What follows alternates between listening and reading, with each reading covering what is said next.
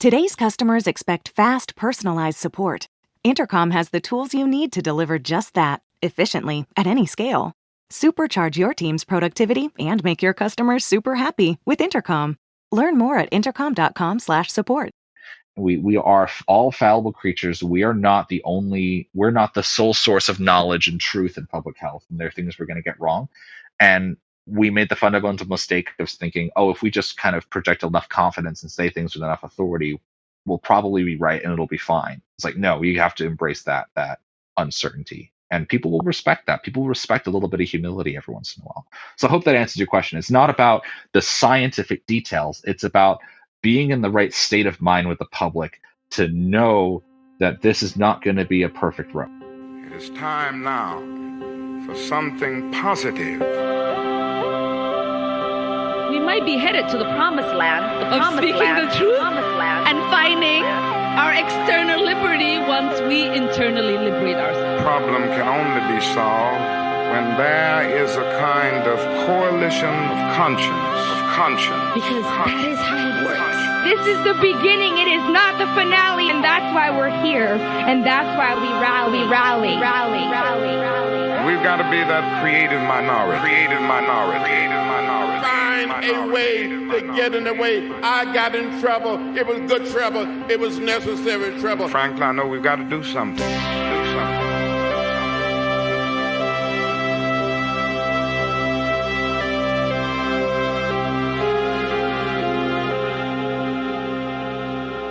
It's Jeffrey. What's up, dude? Oh, just enjoying the times, the current times where, well, how do I put it? I'm stuck in my room. In my room. You're one of two of our hosts currently quarantined. Well, it's a thing. and here's, I have to laugh at this because my way of dealing with things is one of two ways. It's either sarcasm or jokes, and usually one kind of plays into the other. Right. So I've taken to writing like a little journal to my friends, like short little blurbs.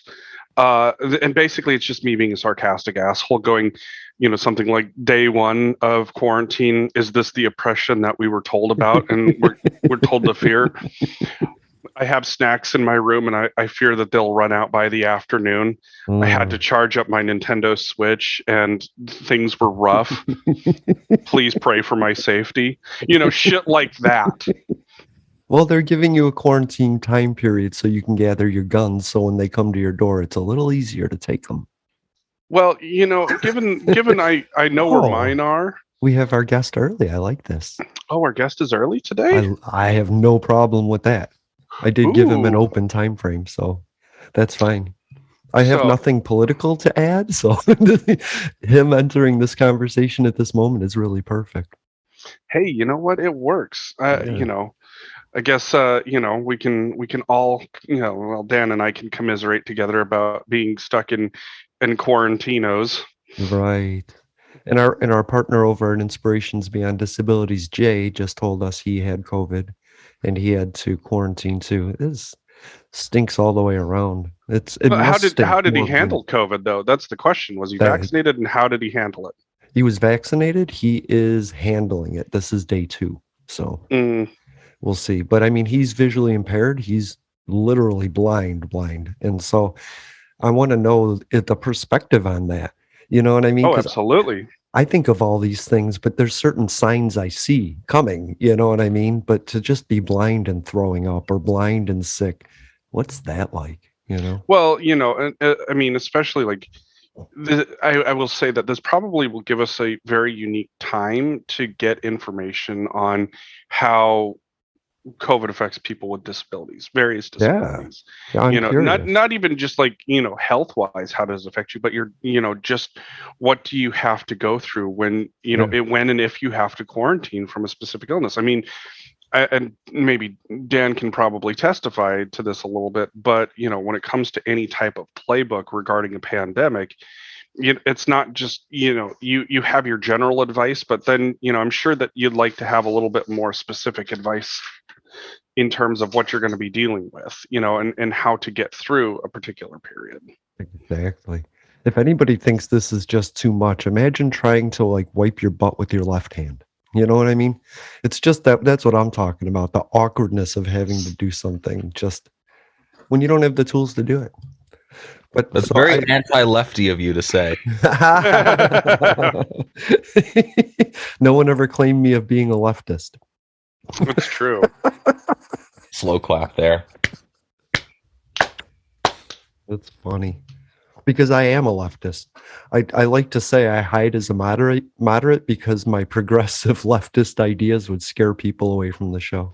Yeah, I mean, I don't know. I wouldn't say you're a leftist. Like,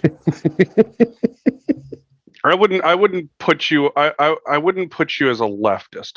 I would definitely peg you more towards the left. Right. I'd be making vaccine bullets and having the National Guard just go and shoot at Trump rallies. That's me, you know. I don't know where that falls in the spectrum. Seriously, because my brain just went to a Ma Deuce with a belt-fed syringe system. There you go. Yeah, a little Batman. That's why we have that two-dimensional graph, right? It's like left versus right and authoritarian versus libertarian. Right. You know, right. And we all fall into the center. Yeah. Right. I think the technocrat is coming back, though. You know what I mean? I think good people are going to start running for office in good levels, you know, people without the agendas that we're talking about. But we're going to talk about COVID today because you're here and I'm excited. And I have some questions, but I want to start with the shingles vaccine. Is that okay? Absolutely. Yeah. Go for it. Cool. Because, well, I'm 50 and I was going to get the shingles vaccine, but Medicare won't cover the shingles vaccine, ironically, believe it or not, because it's already in my body. And so what I started to wonder was, if it's already in my body, how is it a vaccine? So hold up. So they wouldn't cover it because shingles doesn't care. Shingles. So you because you already had chickenpox? Right. Because shingles is already in my body. That doesn't make any fucking I can't get a vaccine from Medicare. That's how shingles works, is you get chickenpox infection. I was like, are you eligible for Medicare coverage because you're over 65 or no? Oh, I'm on disability. Oh, I see. I apologize. My mistake there. Oh, no problem. I'm proud of it. I fight for the rights of the disabled. Yeah, for sure. But yeah, I think one of the things is, I don't know where you got that information, but generally the shingles vaccines are the currently one Shingrix is authorized for people who are over a certain age. I think it's 60. Right. I can get it. It's $190 though, and Medicare won't cover it because it's not preventative because I already have it. You already have shingles? Right. So there's no use giving me a vaccine to prevent something I already have. I see. Okay. That's what my doctor says the insurance logic is. And of course, now we do medication through insurance, not through medical advice. Yeah, that seems a little complicated. So let's take a step back. So shingles is caused by the same virus that causes chickenpox. It's called varicella zoster virus, or VZV.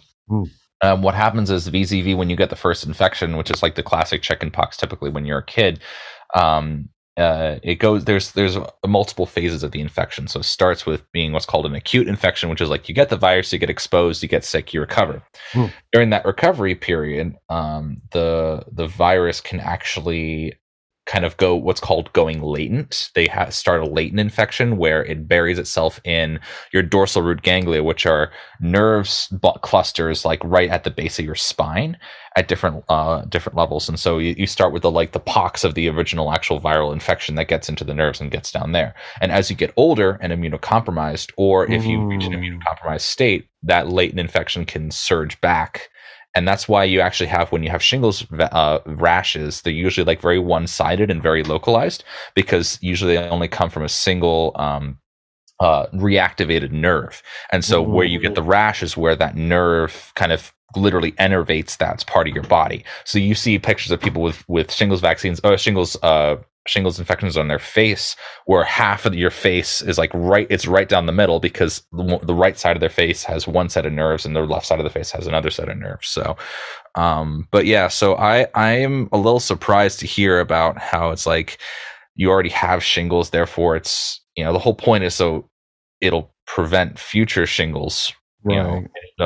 rashes. But the shingle, it doesn't stop the infection because you're already infected. But what it does do is it keeps it helps your immune system keep the latent infection at such a low level that it doesn't turn into the disease that we know as like the nasty rash. So yeah, that's kind of how it works. And that's the most recent one that's approved is Shingrix, which is 2017. But yeah, that's generally how shingles vaccines work. It's not preventing infection; it's just repressing a latent infection. I'm happy to get the shot and pay for it, but then Medicare had to chime in separately while I was asking my doctor's advice on it. You know what I mean? Because I'm a good person. I asked my doctor about vaccines, and and that's what she told me. And Medicare had to chime in. I'm still going to get it. Now it's just the principle of I have to continue to fight about it. Yeah, this I guess underscores the idea of having people versed in science and policy fields, right? It's like, it's not like you have it and recover. That's not how shingles works. You can have recurring rashes of shingles multiple times throughout your life. And if you have shingles already, I mean, you're still going to have a response. You could still potentially have a response as you get immunocompromised more and more. So the vaccine does help. So I'm sorry you had to go through that regulatory hurdle.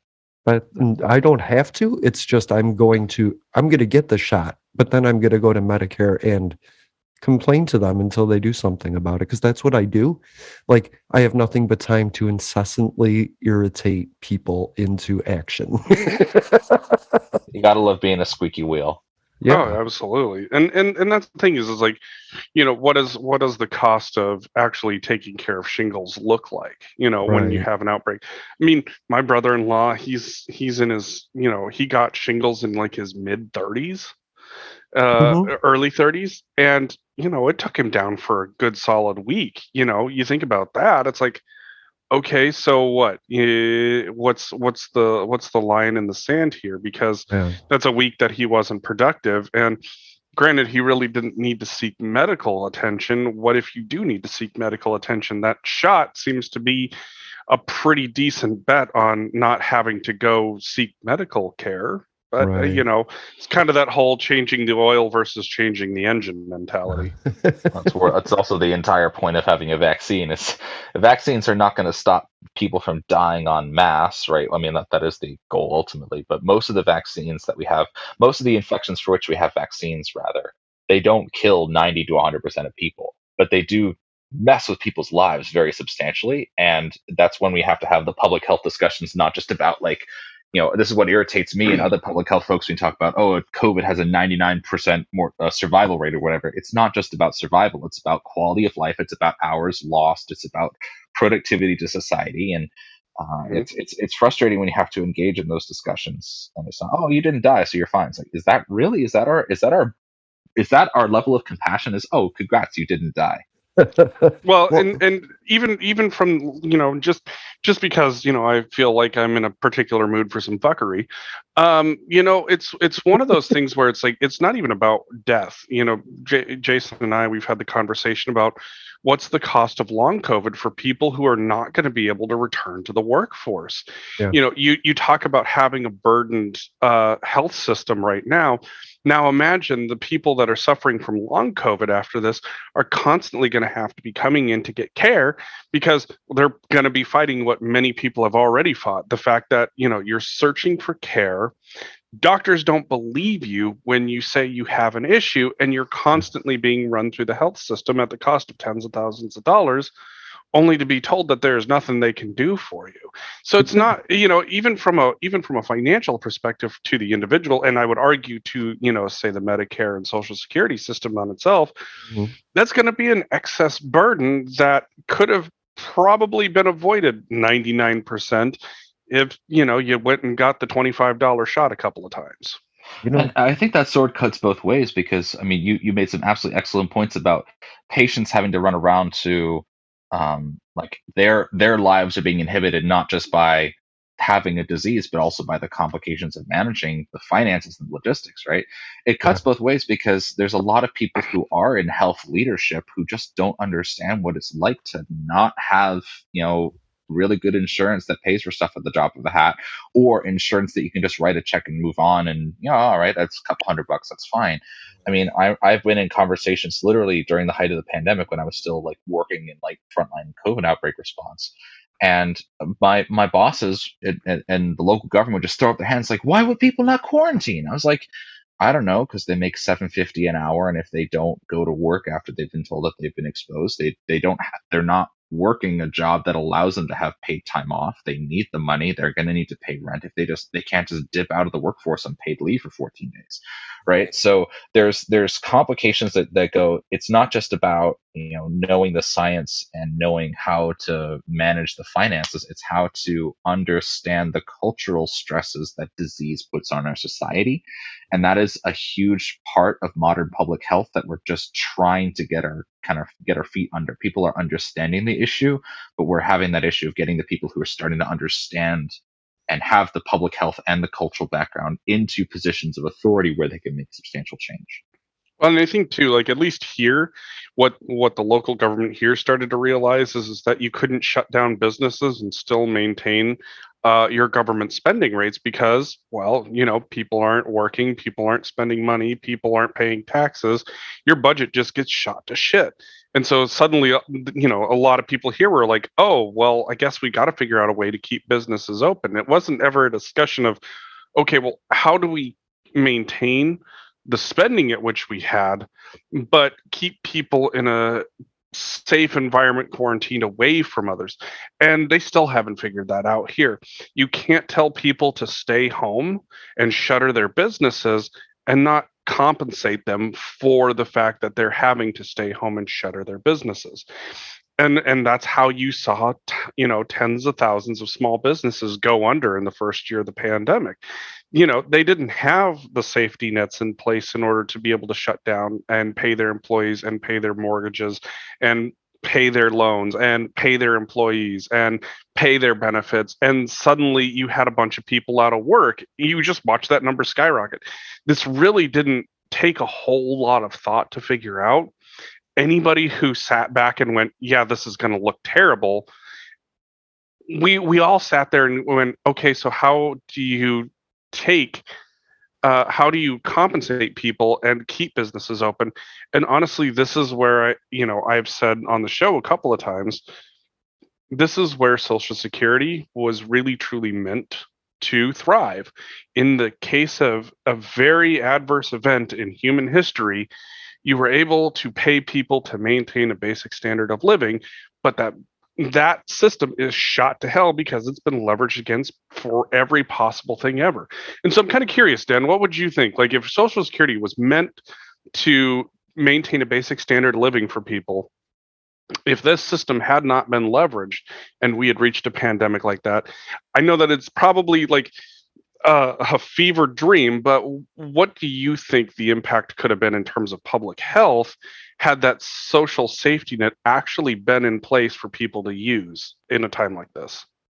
It would have been outstanding. Well, I'm not going to necessarily talk about like Social Security specifically, but having a more robust safety net for small businesses in general would have been a huge answer to a lot of the problems that we have, because without dissing anybody, the reality is that, especially like on the borderline, just barely making ends meet small businesses, the people associated with that are very often the people who have the highest per capita public health burden, right? Those are where you see very high rates of disease, both infectious and chronic. That's where you see rates of cancer. It's a very complicated series of cases, and it's nothing against those individuals. It's a societal issue that we have to face.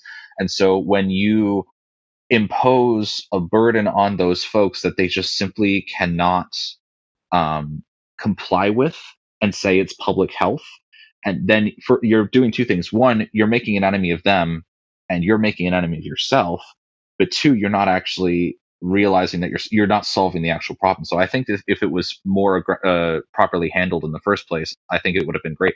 And actually, there's pretty good research on this. I'll dig up some papers for you guys if you're interested. But since we're kind of more than a year since the start of the pandemic, closing in on 2, there have been some papers published on like looking at regions that adopted certain policies and how effective certain policies were like associated with reducing levels of COVID. And the number one thing that was by far the strongest way that we were able to prevent COVID in different locations was when those locations had stay-at-home orders for people who were staying home when sick, stay home when exposed, and having the proper infrastructure to make sure that they followed that. Because the reality is, wearing masks and PPE, it's effective, it helps, but it's way easier to just have people stay home if they're worried about being sick, and then have some kind of alternative for them to work. That you don't even have to wonder whether or not the mask is working at that point, right? So we have the evidence to show that those policies are the most effective to stop, communicable disease, and that's what we've been doing to stop them forever in the history of public health. But we just needed to navigate that, and we just completely whiffed on that, and it was a real serious problem that continued to pay really nasty dividends for us. Absolutely. Yeah, I have to laugh because hearing you say that, it just reminds me of the conversation of, abstinence versus, safe sex. The only way that you're not going to get a disease is to not have sex, but if you're going to do it safely, and here's all of the things that you can do, it just sounded the same to me, and I started laughing about it. Well, you have every right to, because that's actually kind of true, and this is another thing that we've kind of whiffed on. I might have talked about it with you guys, but I've definitely talked about it with other folks. It's like when you talk about environmental health and occupational health and safety, there's different tiers of controls that we engage in. One, the top tier is administrative controls, engineering controls, then PPE, right? Administrative controls are like, don't stay home, or don't put your employees in a position where they're going to be at risk from health problems. Number two is, if you're going to have any kind of risk, the engineering controls, engineer the surroundings so that they're at lowest risk, which in this case would have been provide adequate ventilation and environmental disinfection. And then the third one is, after all of that, PPE, right? And we just were like, oh, just mask everyone up and have them continue as normal. No, we didn't tie this into a conversation about our ongoing infrastructure issues and how if we dropped some tens of billions of dollars on improving ventilation throughout the country, that would have been absolutely fantastic, not just for this pandemic, but for the future respiratory pandemics that are definitely going to be worse than this. Mark my words. And also the administrative controls, like we just did not balance the equation, because frankly, most of the people who work in public health and make these policies are desk jockeys, right? Oh, I can just go and grab a laptop and work from home. It's like, sorry, you're not working at the Pilot gas station, right? Work from home when your job is to be a cashier. And that doesn't mean you just ignore those people, because that's that demographic of people who work the lower wage jobs that have to be in person are, again, like I said, very often afflicted by a lot of the complications that are associated with more severe COVID, and they have a lot of environmental health concerns and occupational safety concerns that we just completely whiffed on. So you're pulling on a really really relevant thread for this conversation.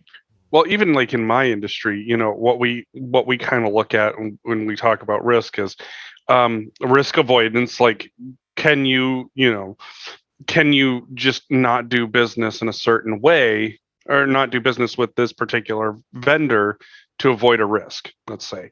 Or then there's risk mitigation, the things that you have to do in order to either protect yourself or protect the business. And so you kind of touch on that in the way that we look at things. So who can we avoid doing business with? So like for us, we kicked a lot of vendors out of our building, just because it was like, look, we're not going to have anybody here, so let's minimize this as much as we can. And then, it was mitigation. It's like, okay, how do we protect the business? What insurance risks, do we need to accept? And how do we, insure ourselves for that? But then we went towards, like you said, the personal. What do you do to protect the frontline people in order to make sure that you're doing things safe? And really what it boils down to is that, I think part of it is, you've got the public health side of it. And then the other part is the business side, and the business's willingness to, engage in some of this stuff. I can honestly say that I'm lucky enough to work for a company that, took that very seriously and still takes it very seriously. But like you said, there's a lot of these retail positions where they just didn't really do a whole hell of a lot at all. And it really showed. And it's really showing now as you watch, especially like the schools here, we've been getting emails for the last week, talking about make sure your kids have a working Chromebook and a working charger because, while it's a last resort. And I'm sitting here going, okay, I get, when we had the kids in school and we had, this initial uncertainty around COVID, like we really just didn't know. And we kept them home regardless. Yeah, I get that was rough on kids and that was rough on parents. There's no question about that. But at this point in time where cases are just running rampant, like I'm trying to figure out how in the hell it is that we put in place all of this technology to avoid these risks, but now refuse to use those avoidance tactics. Well, I think let's unwrap a little bit, right? So the first thing is, we talked about the business side about how some businesses did not engage in like as safe public health measures. Like some definitely didn't, right? But there are some industries that just couldn't, right? If your job is retail, you can't like just summon up a bunch of robots to do all the work to like stock the shelves, right? You need people to do that. And so you have that risk mitigation and then when someone in that industry comes up and says, well, you're imposing all these burdens on us, like how are we expected to do business? A lot of the first response back to that was, oh, you don't care about COVID. All you care about is money. You're a bad person, da da da da da, and making an ad hominem attack. I was like, no, it's a fair question to ask. Like you can't just have the whole world run on computers. And on speaking of computers, I mean, we have the technology, but the technology that we had was kind of thrown together haphazardly and bandaged. Like, oh, we'll just send the kids home, and oh wait, they don't have laptops because a lot of people at home don't have internet connection because a lot of people don't. Right? The classic story, kind of on a bit of a tangent, is the Bill and Melinda Gates Foundation was founded where when Bill Gates was just starting to get kind of early on in his career and he was starting to really make it big, he made some announcement like he wanted a PC on the desk of every office in the world. And then someone pulled him aside and said, dude, half the world doesn't flush. All right. We got bigger problems in the world than, whether or not they're choosing to use a PC versus a Macintosh on people's desks. Right. So that is kind of that allegory, that even though it's true, that allegory really does underscore the challenges that we have with business. But we keep thinking it's going to be over soon. It's going to be over soon. And so we're just kind of like half-assing it. And it's like, okay, maybe we will, maybe we won't, maybe we'll, instead of just embracing, look, this is going to be the reality. COVID's going to be with us. We're not going to end this pandemic. It's going to go endemic, if it isn't already endemic right now. And we have to adjust to a new normal. And I think that what I'm concerned with is I think we also might have talked about this in a previous episode, the language of quote unquote end the pandemic. Right. That's very open-ended. It's like people think, oh, COVID's going to go away. COVID ain't going away. So how are we going to embrace the fact that our world is different and adjust to a new normal? I think people are afraid to take that step as a society, and the leaders, both political and business, are afraid to embrace that mentality because it sounds like we're giving up. And that's not correct, but I can definitely see how after 19 months of end the pandemic, you changing your tone indicates that you are giving up. So I do see where they're coming from in terms of struggling to embrace that side of it. I hope I didn't just ramble for 5 minutes. No. And that's one of those things where I've been trying to get people to think about this in a rational sense. When you look 100 years ago, we had the flu, and there was no end to the flu. We still deal with it every year. Influenza is still a thing that comes around.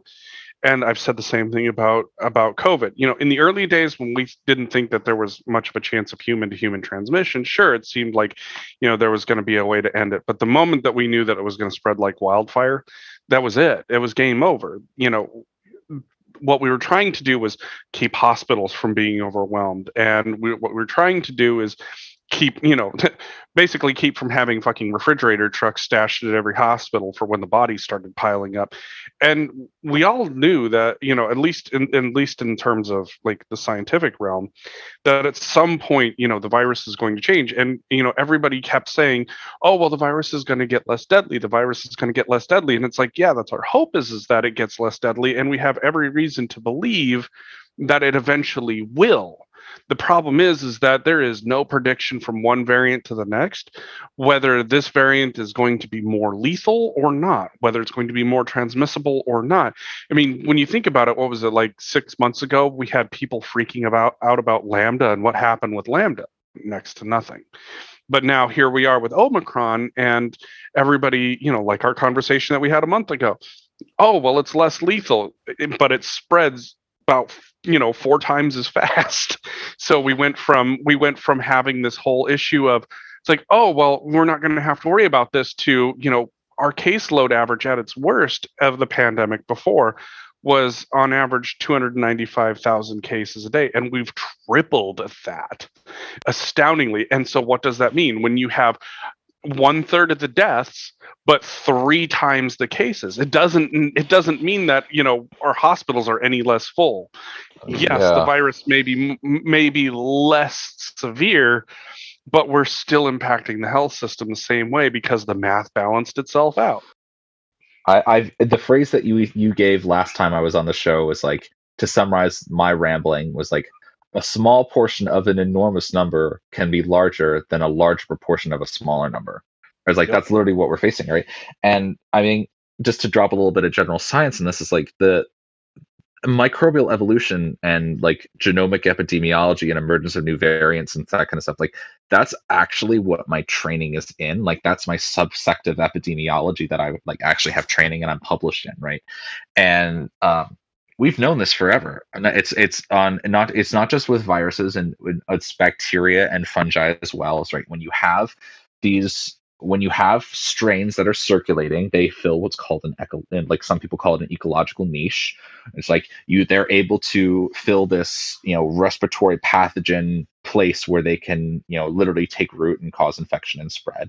And the number one way by which pathogens will evolve, it's not just that they kind of gradually mutate over time, it's what we're seeing with these like resurgence and takeover of new variants that predominate the population. And what makes those new variants kind of take over the old ones is overwhelmingly their ability to transmit, right? There are certain mutations that will allow a pathogen to spread more quickly or more easily, or be more resilient to certain kinds of cleaning or disinfecting or antimicrobial therapy. All of that is down to like, can the bacteria or the virus or whatever survive long enough to reproduce? And key part of that is transmission.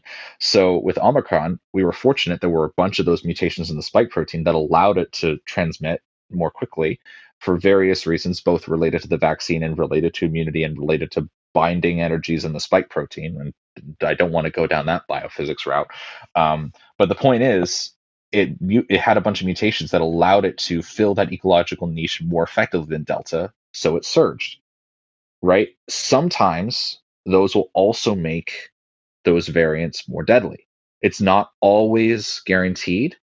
And it's just kind of this balance between a lot of different factors, between like host immunity, the pathogen's rate of evolution, what the molecular functions of those mutations actually confer. So you're absolutely right. The TLDR is there is no guarantee. Historically, things do trend towards the like flu, cold, like eventual balance that we have, where it's like pathogens find a way to like spread at a good enough rate for them to survive, but they're not as deadly because we kind of have the vaccines and we have the immunity like built up over millennia to kind of survive. But we're talking years and years and years at minimum. We're not talking about 1 more and we're good, right? And Right. honestly, I'm just grateful that Omicron took this much of a step down in virulence or severity of disease that it did. And I was honestly very shocked that it was this low in terms of its hospitalization and death rate. But there's no guarantee that the next mutation that makes the next variant much more effective at spreading can also make it more deadly. We just don't really know. We just can't answer those questions. Exactly. And that's one of those things where it's like,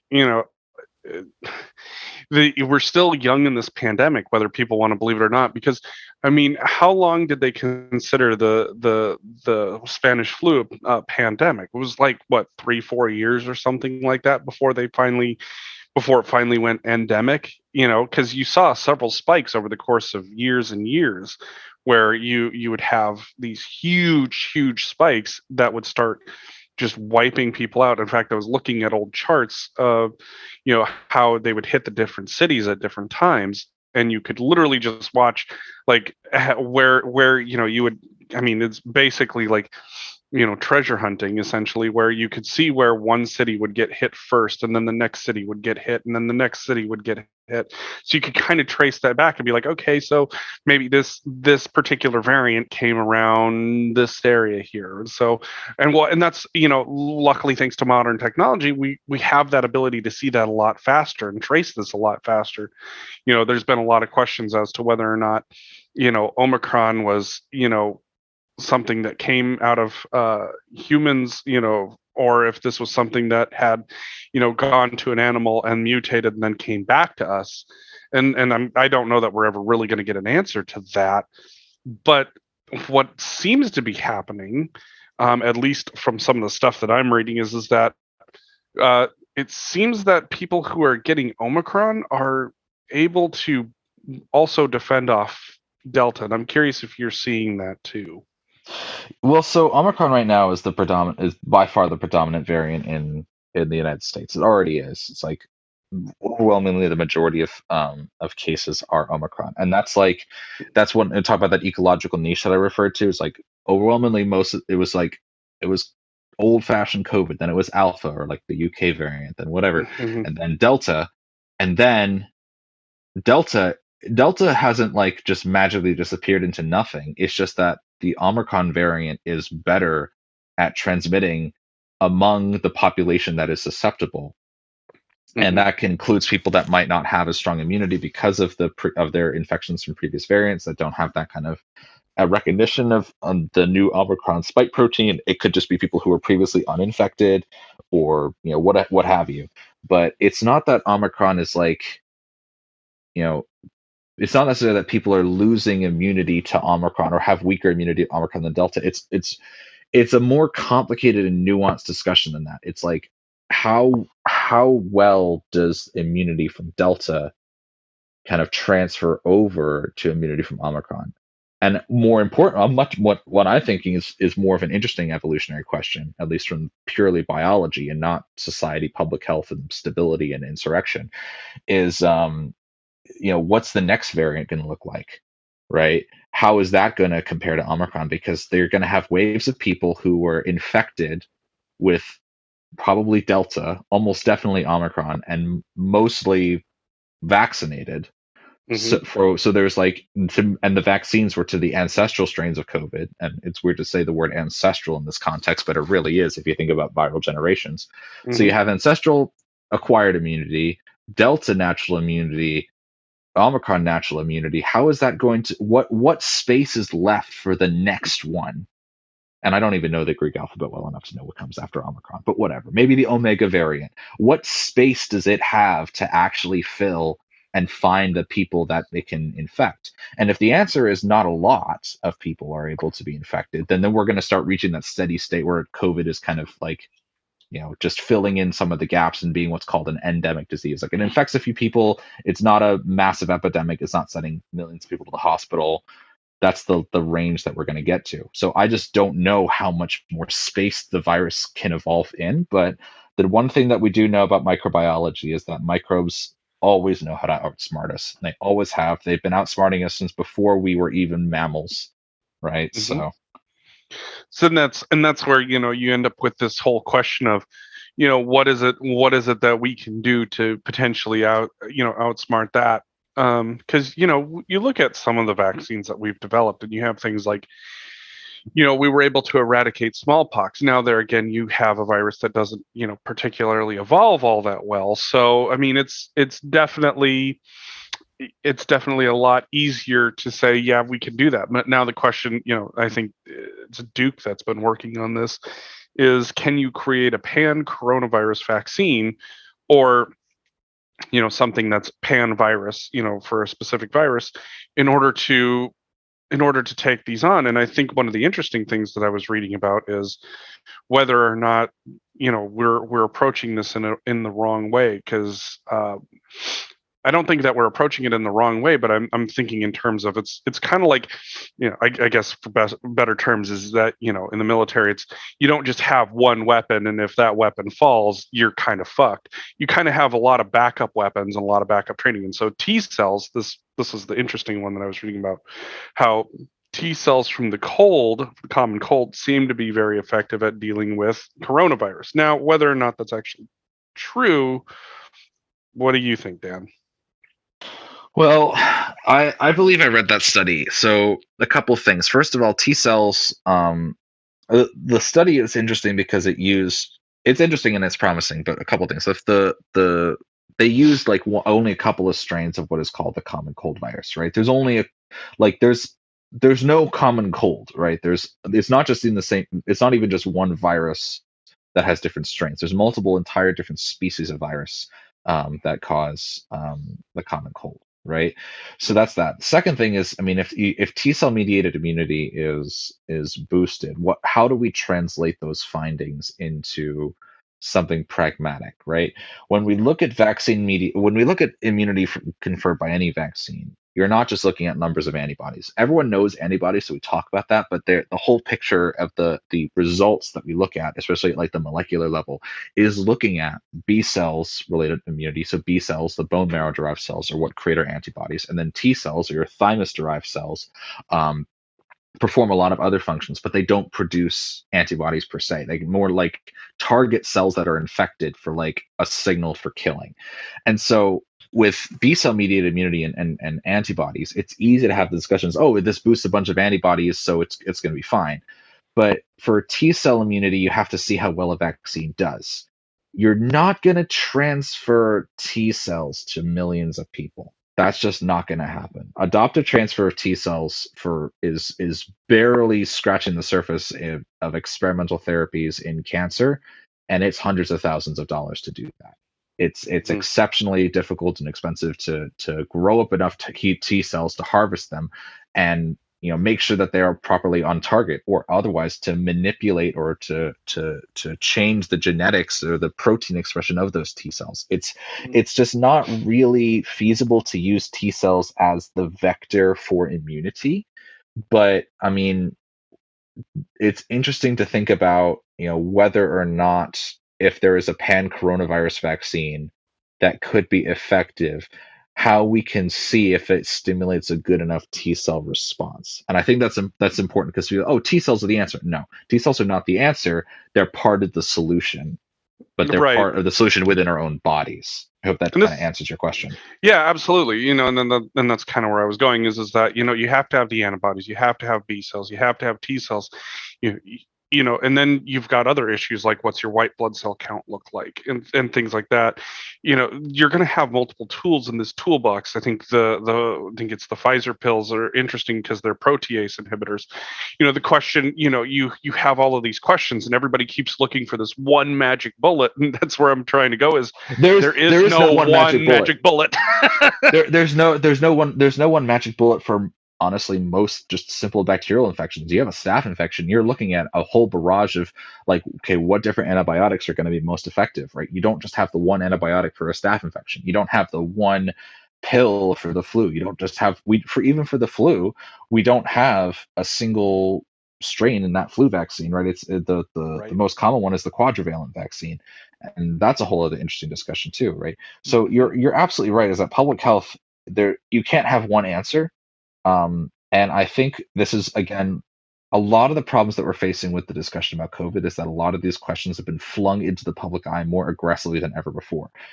The whole concept of like these strains overtaking one another in terms of like this outcompeting of variants has never been discussed at the global level before. Like never, because it's never really been relevant.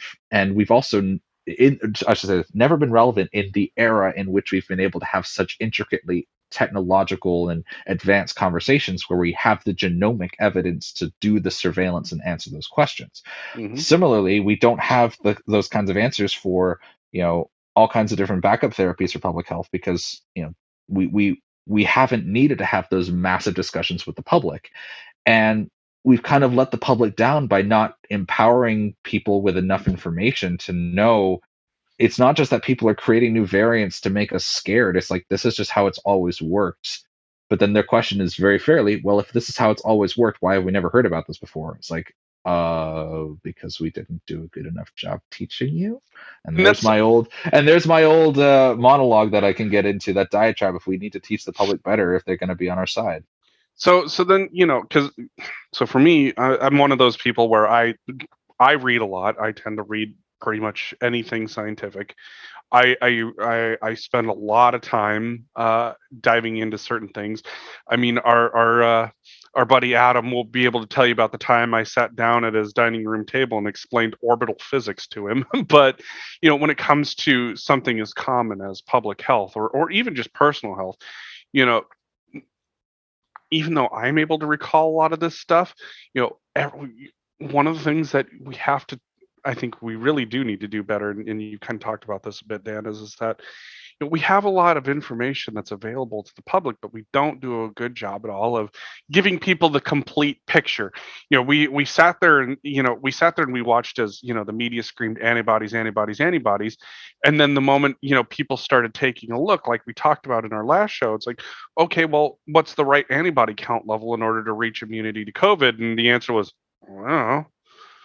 And so then, it's like, okay, well, if antibodies aren't going to give us the immunity to COVID, then why should we keep trying?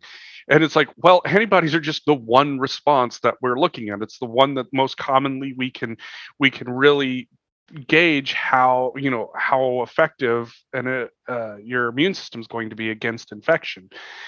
But in reality, it's, are you capable of producing antibodies? What does your B cell count look like? What does your T cell count look like? And being able to give people a complete picture of immunity, but not like it's written out in crayon, but enough to actually give people the information to understand that this is a much more complex discussion than just get the shot and get antibodies. Yeah, and it comes back down to this whole, like, what's our exit strategy? I think we talked about that before, like how the COVID's not going away. I think this falls into the larger discussion of how we as a society or as public health leadership have strategized how we're going to deal with the pandemic. Because it was first like, go home for 2 weeks and hopefully this gets contained. Then it was X, then it was Y, then it was the Band-Aid approach of like slap Band-Aids on to try and like, douse the fires as we see them, and not having the foresight to sit down with the public and say, look, it's March 2020. We're just getting information about this virus. From what we've known in the past, this is going to be a long haul. We are going to make mistakes. There are things that we're going to learn more about, and this virus is going to evolve. And we're going to have a lot of science that comes into play that we've not really talked about a lot at the public eye. And some of that science, there are gaps in that science, and we're going to find things out. We needed to have that kind of layout conversation, keep it real with the American people and say, look, stuff's going to go down. There's going to be things that are confusing, and we're not going to get everything right 100% of the time. And there's going to be things that we learn along the way. I think because we did not establish that ethos with the American public nearly well enough. And so now when we have these new answers that come out and these new variants that come out and these new suggestions that come out, it's always seen as, well, two things. One, they knew this all along and they were hiding it from us. Or two, they have no goddamn idea what they're talking about in the first place. And the answer is somewhere in the middle. But we have no idea. We have no goddamn idea what's going to happen. Yeah, and we're just trying to play catch up. Yeah, instead of trying to play catch up, but at least having that conversation, being real with the American public, was like, look, please trust us. We are in a difficult situation. We're trying to keep it real with you. Here's what we're expecting. Here's the 5-year plan for this response. And that was what we failed at, because we thought we could do a 2 to 4 to 6 week response and it'd be over. And that has historically never, ever, ever, ever happened in the history of an emerging infectious disease, especially respiratory disease, right? As soon as it's out, we've only wiped one officially disease off the planet to our knowledge. That was smallpox. And that took decades. And then polio was almost completely wiped off, and we're borderline calling it extinct. It's very close. But there's reasons in the microbiology of those infections as to why we could do that are just not true for coronavirus. So why did we go into this whole situation thinking, oh, we can just contain this and it'll be fine, as opposed to saying, look, we need to start thinking in the long term. And that's been our fundamental failure from the beginning, of not having that long-term goal of, is we know it's not going away. We know this is going to get complicated. We know there's a lot of science that's going to get flung into the public eye. What do we do about it? That series of conversations, if they happened, the answers were not satisfactory. Public Access America. It's always funny because, like, especially because as libertarians, we get a ton of shit, even amongst other libertarians. I think political philosophy is a lot like religion, and where there's moments you have to go on faith and trust what somebody else is saying. The main focus is just like less dependence on the government, because, well, we've seen how that's gone. And you don't have to do that if you think about it in a human way. More dependence on connections with each other. You can always bring it back to, what would one human do for another? What would 100 do for 100? People looking out for people. Find Public Access America anywhere you find your favorite podcast every Sunday and Thursday. And join the chat on YouTube at Public Access America every Sunday, noon Eastern, 9 a.m. Pacific. Communities looking out for community. Public Access America. History in the making history in the making, in the making, in the making, in the making, in the making. Those conversations didn't exist, and you have the question of, were scientists allowed? I think this, unfortunately, this is where it will get more political, and I don't expect us to go down this road, but the question is were scientists allowed to be honest with that? And I think the answer is no, because you have that balance of, we don't want to freak the public out, but at the same time, by doing what was done, we ended up with scientists looking like they're just moving the goalposts arbitrarily. And so it's that striking a balance of, what are you allowed to say and what information are you allowed to put out in the face of a new disease, versus who's going to restrict the flow of information, and how are they going to restrict that flow? Yeah, and I think a lot of even within public health, right? Public health is vast. You have not just infectious diseases, but you have, opioid overdoses and maternal child health, and I don't know, I'm just thinking about the different departments that I worked for. It's like there's massive, massive chasms between a lot of the disciplines that are collectively considered public health. Public health is as broad a term as healthcare, right? You don't go to your family medicine physician when you need, an appendix removed, right? You don't, like, there's major separations and divisions within healthcare, not like emotion, but structurally, it's like you have certain people who specialize in certain things. And so what we in infectious disease did not do a good enough job was relating to the rest of the public health folks that, like, this is going to be different than what we expect. And the reality is that the majority of people who do work in public health overall work on things that are not infectious diseases. And now people were trying to get involved in that, and because we needed them in the surplus, and we needed to have these more fundamental conversations with them, and it just didn't. I just don't think it happened. Again, in my experience and what I saw, I did not personally see anybody being repressed. I just think there was a lot of people in public health who were themselves had a misunderstanding of where this was going and what was going on, not because they were stupid or not because they were being, malicious. It's just infectious diseases are really, really complicated. Right? They always have been, and they were around before we existed as a species, and they'll be around long after we're gone as a species, right? Mm-hmm. And we have to manage that, and we need to embrace that uncertainty and have those proactive communications with people who are outside of our field in order to kind of justify our actions, and also to get people's feedback, and also to learn what we're not getting right, because we can't possibly know everything about infectious diseases and everything about the society. It's just too much to know.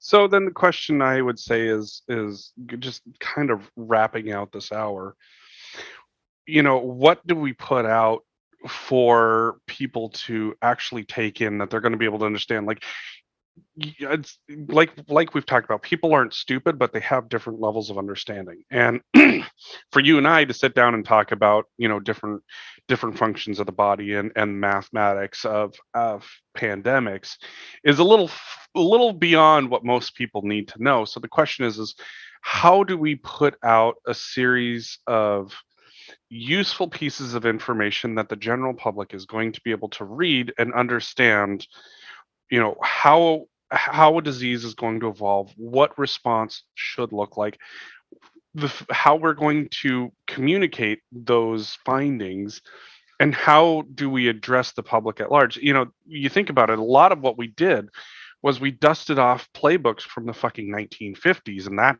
didn't work, clearly. But we also have a greater understanding and greater communication tools now than we did before. So, how do we explain it in such a way it's like, look, this is what the picture is, and how do we put that information out there? I would say now that we're well into this pandemic, but before we get into the next one. Well, I think I'm going to defer my answer to an outstanding organization. It's called the Center for Infectious Disease Research and Policy. It's at the University of Minnesota. And they have been brushed off because they're not like Ivy League or Berkeley or Stanford or whatever, but they've been doing kind of keeping it real infectious disease science for a very long time, since at least the early 90s.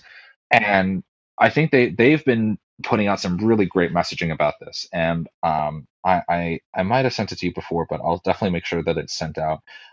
They recently published a great article that was like 8 things that we got wrong about communication with the pandemic. And one of the major things that was listed on that was like what I talked about before was, we didn't keep it real with the public and talk about the situation at large, right?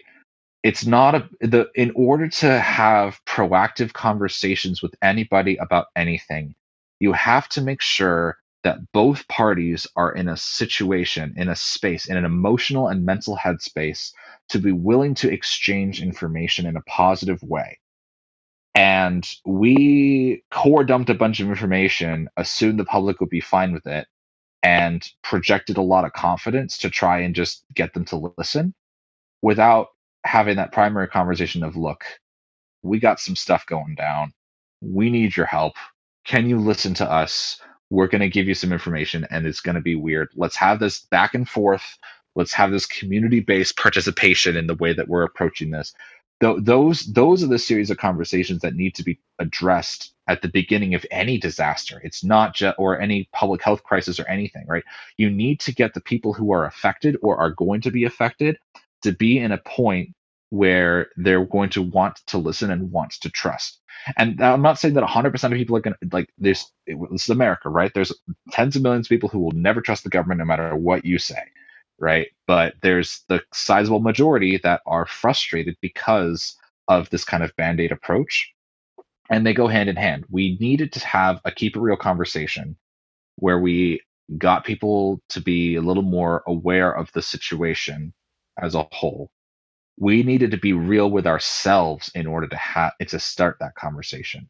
Say, look, this is not something that we're going to just, eliminate. We're not going to declare victory through eradication. So how are we going to go forward with this?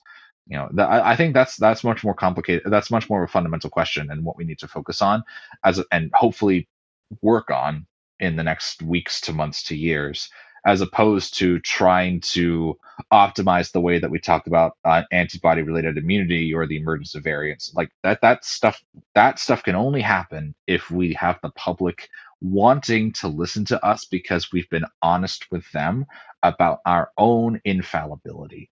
We are all fallible creatures. We're not the sole source of knowledge and truth in public health, and there are things we're going to get wrong. And we made the fundamental mistake of thinking, if we just kind of project enough confidence and say things with enough authority, we'll probably be right and it'll be fine. It's like, no, you have to embrace that uncertainty. And people will respect that. People will respect a little bit of humility every once in a while. So I hope that answers your question. It's not about the scientific details. It's about being in the right state of mind with the public to know that this is not going to be a perfect road. Yeah, and also too, like, what kind of 101 level like brochures and flyers can we put out there for just basic information to understand where things are going to go and how the basics of it work? We don't need people to understand the entire picture of what a specific virus is going to do. We just need people to have enough of an understanding that, this is what's happening. This is the road, this is roadmaps of the past. This is, here's what responses could look like. Here's what we could be looking at in terms of the virus. I remember when we had Ebola start that outbreak again, everybody freaked out because we've seen the horror images of what Ebola looks like and does to a person. But we didn't have that same response when it came to COVID either. Everybody just assumed it was a cough. But that conversation, I think it's really fair for you to bring up. But again, it's like having those projection conversations of this is where we could be going, this is our situation. We're needing to have that long-term thought process as opposed to thinking about how do we get this spike down, how do we get this outbreak under control, right? Individual outbreaks are done at the local level, right? But we can't have a national strategy that's focused on dropping down the rates for the next 2 weeks. I mean, that's part of it, right? We have to do that. And the whole flatten the curve thing was another in that same article by the SIDRAP folks at Minnesota. Right? Why did we lose the flatten the curve when we stopped talking about that in like the summer of 2020? It was the best public health messaging that we ever had in this pandemic. It was a perfect description of everything going on, right? But we need to start having, honest conversations about what a long-term strategy looks like. We need to I agree, making materials, having this discussion, but we need to be real with ourselves, but that's where we're at. That's where we're at as a society. And that's where we're at as a government. That's where we're at in public health. That's what we're at in the hospital emergency rooms, right? Accepting that reality is not something that we've really embraced in terms of the infrastructure that can respond to the pandemic, right? And that is a more fundamental question. It's like, once we get there, I'm sure we can get the messaging right, but we need to be real with ourselves. Yep, absolutely. Meanwhile, Jason looks like he's frozen over there. He's just enjoying the show. Absolutely. I think his mind is just absolutely blown over there right now. No, I comprehended and I lost my thread a couple times. It's like watching two frogs jump around each other. You know what I mean? Dan attempted to do that with the people of Reason and Progress. They spent a lot of time putting scientific information out after 2016, especially to get people trained in learning scientific terms and scientific things that weren't full on scientific, but were relatable to people. But that took a turn. But I think that's the goal, is long-term education. We got to get past the headline of it, and we have to make maybe the beginning of the article more relatable to people before it goes into in-depth detail. Maybe we need to structure our articles so that the education level increases in it, you know what I mean? And so that would be my hope in messaging, is that there's people like Jeffrey and Dan who have these simple conversations that lead people into the bigger conversations that they can have. And I loved every minute of the conversation. I just want to wrap up and say that my thought on shingles was that we need to worry about these long-term effects of COVID, and we can relate that to a past virus called chickenpox. And there's long-term effects of that, just like there'll be long-term effects of COVID. So it's a real serious thing to look at. Thank you for being here, and we will be right back. To those who would tear the world down, we will defeat you. This is our moment. This is our time. To those who seek peace and security, we support you. Yes, we can. And to all those who have wondered if America's beacon still burns as bright, tonight we prove once more that the true strength of our nation comes not from the might of our arms or the scale of our wealth, but from the enduring power of our ideals, democracy, liberty, opportunity, and unyielding hope. Let me tell you something you already know. The world ain't all sunshine and rainbow. It's a very mean and nasty place, and I don't care how tough you are, it will beat you to your knees and keep you there permanently if you let it. You, nobody is going to hit as hard as life. Ask not. Yes, we can. What your country can do for you. I have a dream. Ask what you can do for your country. I, poor little children, yes, we can. one day live in a nation where they will not be judged by the color of their skin, but by the content of their character. I don't have to tell you things are bad. Everybody knows things are bad. It's a depression. In this lifetime, you don't have to prove nothing to nobody except yourself. But it ain't about how hard you hit.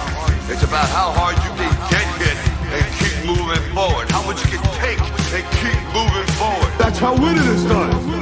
Welcome to Public Access America. Yes, we can. Sunday live streams on YouTube. I wanted to run out of that tunnel for my dad. On Twitter. What? Apple Podcasts, Stitcher Smart Radio Public, and Spotify. Yes, we can. Public Access America. History in the making. Making history in the making.